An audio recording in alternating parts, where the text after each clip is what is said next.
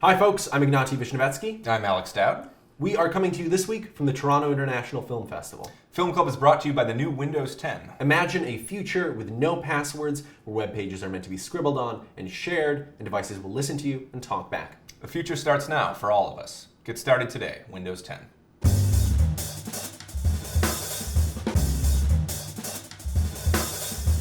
So the way I see it, Black Mass is basically a vampire movie. Okay. You have Johnny Depp playing Whitey Bulger's real-life notorious Boston gangster. He doesn't really play him as a human being. I mean, he's got this... It's like a Tim Burton getup. His hair is slicked back. He looks like he's in like kabuki makeup. Yeah. He has these like square eyebrows. Yeah. At the same time, the movie kind of it eroticizes him in a weird way. He's wearing this leather jacket. Most of the movie, he's got these like really tight jeans. Kind of looks like a pre-Giuliani street hustler. And he's like sauntering around these bars in the back. He's always in the shadows. He feels like a vampire. And like a lot of vampire stories, it's about the appeal of this menacing power. It's true. It's the central relationship in the movie, if you can even call it a relationship, is between Bulger and Joel Edgerton's FBI handler, John Connolly, I believe is his name. Mm-hmm. And Connolly, in the early 70s, basically was able to bring Bulger in as an FBI informant. They both grew up together in Southie. And the film is about that relationship between these two men and how the FBI basically sanctioned Bulger's reign of terror in Boston for the sake of information. But what's interesting is that there's not a lot of conflict with... There's no real psychology to him. Yeah, there's been a lot of talk of this as sort of Depp's return to serious acting, that this is a big real performance from him. I mean, this is a character with less psychology than I think like Jack Sparrow. I think with Jack Sparrow, there's like you can sort of understand what's going on behind there. And he's just this force of malevolence. Yeah. And I'm fine with the movie not humanizing him too much because, by all accounts, Whitey Bulger was a pretty horrible human being. He's actually serving a life sentence right now. But at the same time, there's no moment of corruption. Do you know what I mean? There's no moment where you see this power appeal to someone. No, like, I mean, Edgerton is immediately... he just seeks Bulger out, and he's like... come, you'll be an informant, I'll protect you. I think for it to work, I think that the film would have needed to show a seduction process. You talk about it as a vampire film. But it's lacking the moment of seduction. Right. It doesn't have that dramatic hump. But every now and then, it comes together into these moments of tension. Mm-hmm. There's a great scene in the film that the trailer actually kind of spoils. It's at Connolly's house where he's pressing this other agent for a family recipe. Yeah, a recipe for steak. Yep, and it becomes all about how if he's willing to tell him the recipe, what else will he give up? Yeah. And it's just a great moment of tense acting between the two of them. And there's a few of those in the film. I mean, there's even a scene that directly follows it. And this one, I mean, really plays up this kind of supernatural element of Bulger, because Bulger goes up to see Connolly's wife, who's locked in her bedroom, and she's reading The Exorcist. He knocks on the door and she opens the door. You have to let vampires in or whatever.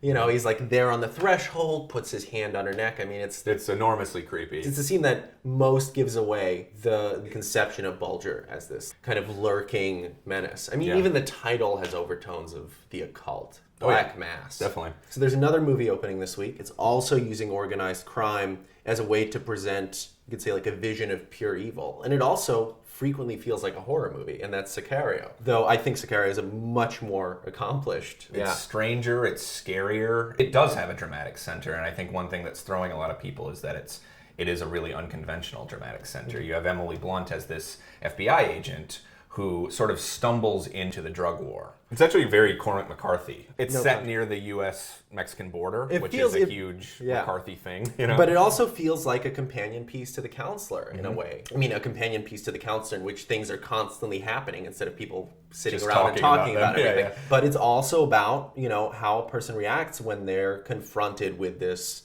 really pure form of evil that they just can't visualize. Yeah, certainly. This idea that there are some people who just are not equipped to deal with this world. You know? And maybe that's a good thing. When I saw the film at Cannes, the first thing I thought of was Zero Dark 30.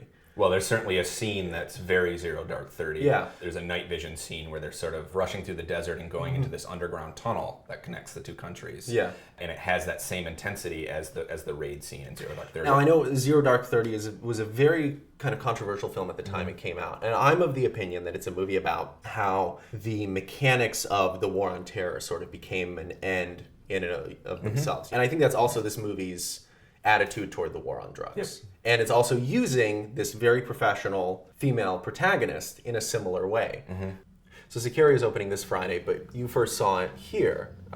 What else have you seen that you liked? One thing that I saw that I really liked is Green Room, which is the new film from Blue Ruin director Jeremy Saulnier. And it's this kind of pressure cooker, John Carpenter style, really claustrophobic thriller about this touring hardcore band that gets stuck in the green room at basically this skinhead joint. And they're in this kind of desperate standoff. With a white supremacist gang. With a white supremacist gang. Wielding machetes, if I remember machetes, correctly. yeah. They get into this dilemma where the band has seen something they shouldn't have seen, and there's sort of no other course of action for them. Patrick Stewart plays the main villain, plays the sort of owner of this skinhead music club. It sort of uses his paternal warmth and this calm civility that we associate with Patrick Stewart to lure our main characters out of the green room, where they spend a large portion of the movie. It's a very violent movie. Very violent, yes. But at the same time, it's also really energetically directed. Yes. And I think it's further establishing him as one of the genre craftsmen to watch. But what have you liked? What have I liked? I really liked the new Johnny Toe movie, Office. If you ask me to list, the greatest living directors, Toe would be one of the first names that I would pull out. And he's someone who's always drawn inspiration from musicals. In the States, he's known mainly for his action in the States, films. he's known mainly for his action films and for his crime films, which always have this very expressive use of style that does owe a fair amount to musicals. But this is his first outright musical. It's incredibly stylized. It's shot on these massive wireframe sets. There are either no walls or the walls are translucent. And the production design is kind of delirious. And it's by William Chang, who is Wong Kar-wai's regular production designer. But the thing is that the score isn't very good. In many ways, it is an object lesson in directing. Like, really only a master could cut together and frame musical sequences this great to music this completely unremarkable. But it's still one of the most inspired movie musicals I've seen in the last few years.